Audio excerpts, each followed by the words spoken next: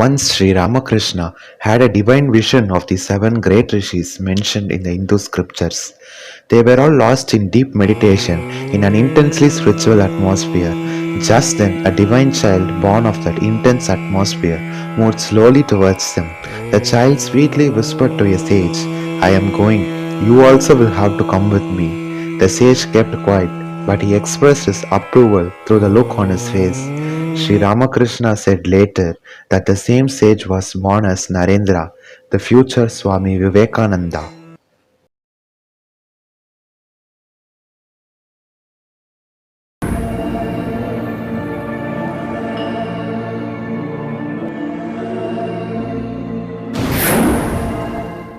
Vishwanath Datta was a famous lawyer from Simulia in North Kolkata. His wife Bhuvaneshwari Devi was deeply devoted to Shiva. She longed to have a son to continue the family tradition and thus prayed to Shiva for it. She went to Varanasi to make offerings at the temple of Bireshwar Shiva for the fulfillment of her wish. After a year, her prayers were answered and thus was born Narendra.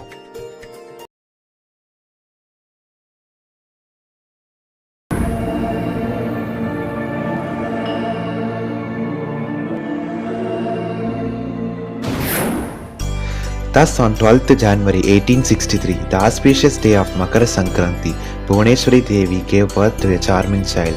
Considering him to be born through the blessings of Bireshwar Shiva, she named him as Bireshwar. Later, he was formally given the name Narendranath Dutt.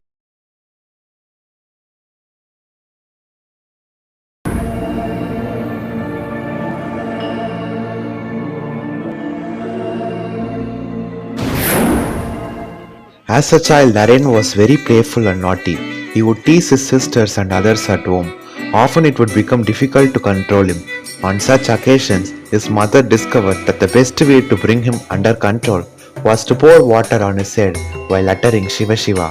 He would then immediately calm down. When he was further told that if he did not check himself, Lord Shiva would not admit him into Kailash, his divine abode. He would be grave and silent at once.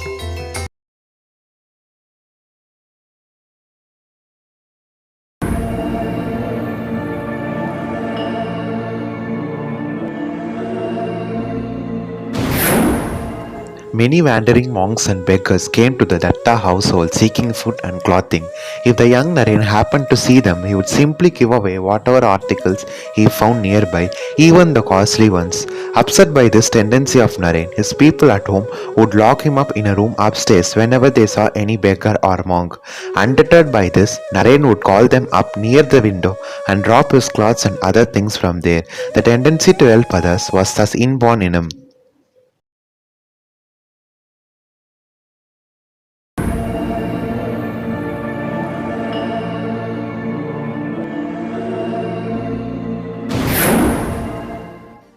Naren possessed a sharp intellect and sound reasoning skills.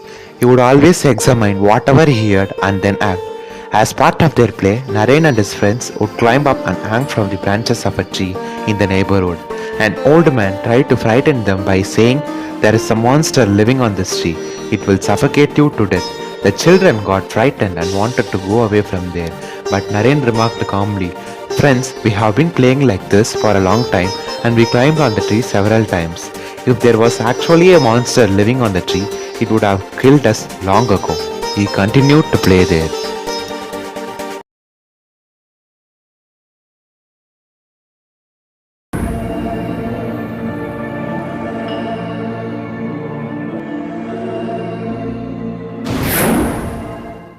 Naren had a daredevil attitude right from his early days. He would face everything with courage without caring for his personal safety. Once he went to attend a temple festival. As he walked on the road, suddenly a horse-drawn cart came crashing with a tremendous speed, with its horse gone wild. Naren instantly rushed and pulled its harness. It was quite a risky action, as the cart may have crushed him. Naren's mother blessed him with tears of joy in her eyes.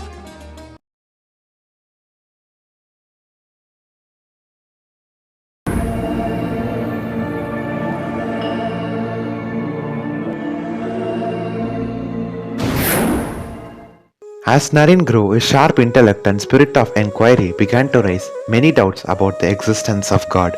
Confused but eager to resolve his conflicts, he went to many eminent scholars of the day and asked them, "Sir, have you seen God?" Some asked him to meditate, while some others appreciated his eagerness, but no one answered him in positive to his question.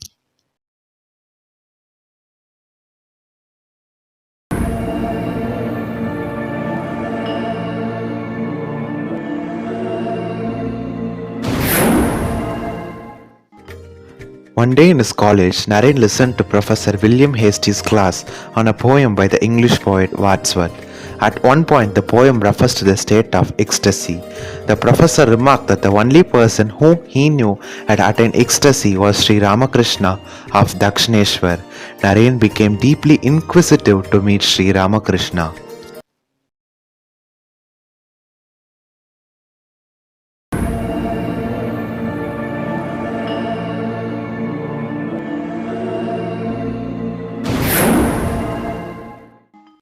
A few days later, Narendra decided to visit Dakshineshwar. When he reached there, Sri Ramakrishna extended him a hearty welcome. Soon Narendra came up with a question he had asked many others earlier. "Sir, have you seen God?" Sri Ramakrishna replied at once, "Yes, I have seen God, just as I see you. I see him in a much more intense way. One can see God, but who wants him?" Narendra was truly impressed with what Sri Ramakrishna said. He felt deeply drawn to Sri Ramakrishna.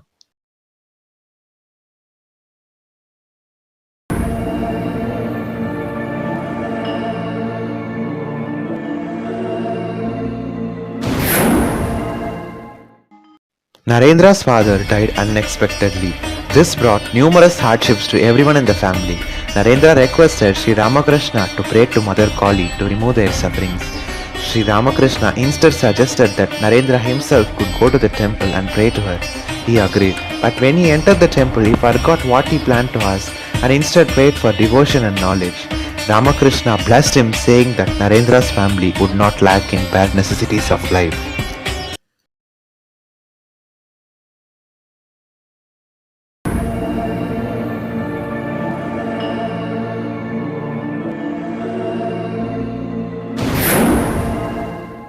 Before his passing in 1886, Sri Ramakrishna transmitted all his spiritual powers to Narendra. After some time, Narendra and other monastic disciples of Sri Ramakrishna formed a monastery at a dilapidated house at Varanagar in North Calcutta.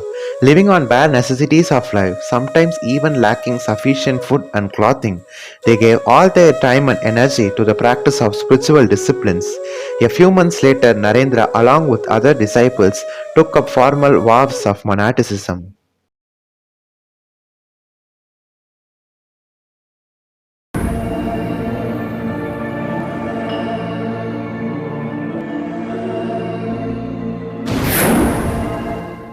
After spending some months at Baranagar Math, Swamiji was seized with a desire to visit all the holy places throughout India.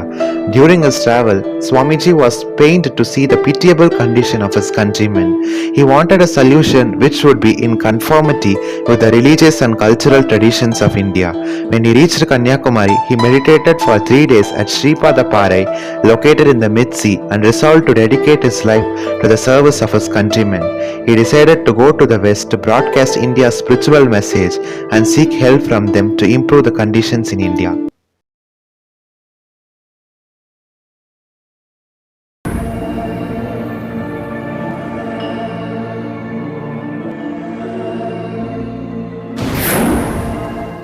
Swamiji had learnt of Parliament of Religions to be held in America. The idea of his participation in it received an active support from some of Swamiji's disciples, including some of the Indian kings and princes whom he had met during his travels. Several young men of Madras came forward to collect money for his travel and other expenses. Swamiji wrote to Holy Mother Sri Sarada Devi about his idea and sought her consent. She blessed him and asked him to go ahead with it.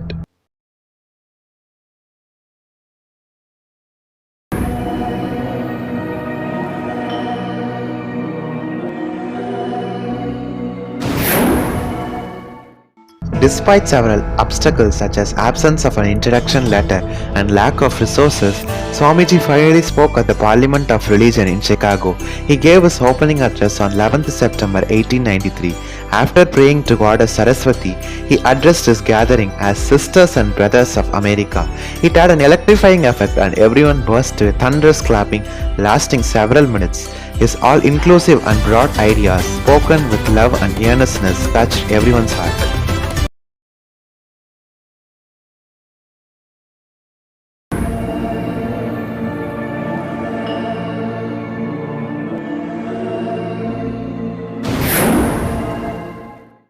After spending 5.5 years in America and England preaching India's cultural and spiritual ideas, Swamiji returned to India in 1897.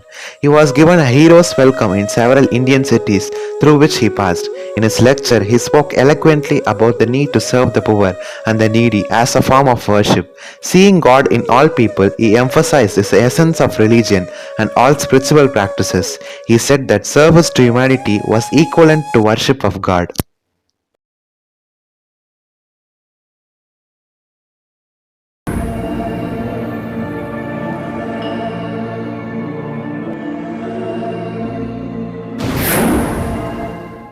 Swamiji founded the Ramakrishna Mission in 1897 at Calcutta.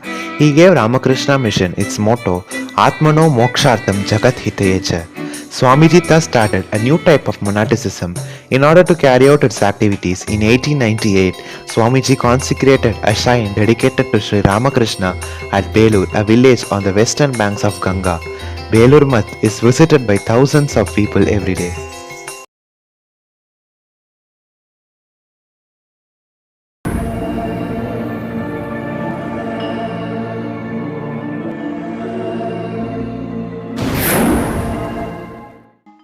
Swami Vivekananda passed away in deep meditation on 4th July 1902 at Belur Math. His room at Belur Math is even today maintained as a memorial to his continued presence. A temple stands at the place where his mortal remains were consigned to flames on the banks of Ganga at Belur Math.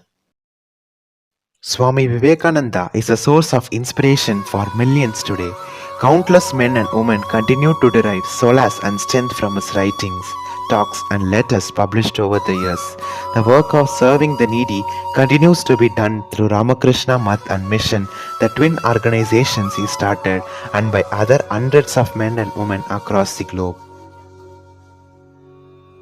மனிதானி மகத்தானவன் மண்ணில் பரம்பொருளின் உருவானவன் மனிதானி மகத்தானவன் மண்ணில் பரம்பொருளின் உருவானவன்